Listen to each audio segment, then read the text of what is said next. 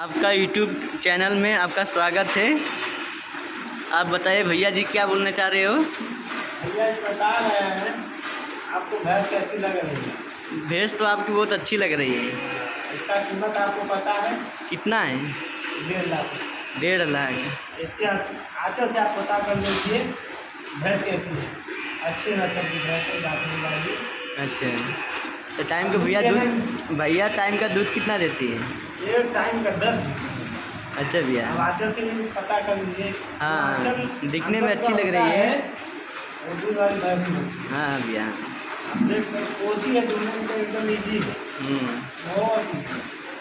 हाथ से पाना करते हैं। तो हाथ से पाना करते हो? तो चारा में क्या खिलाते हो? बस हम लोग अट्ठा खिलाते हैं और दाना। दाना में क्या क्या है?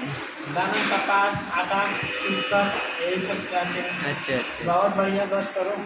ये 2 बातें कर लीजिए। किस तरह धंधे में आप लाभ कमाए हैं या पूछिए।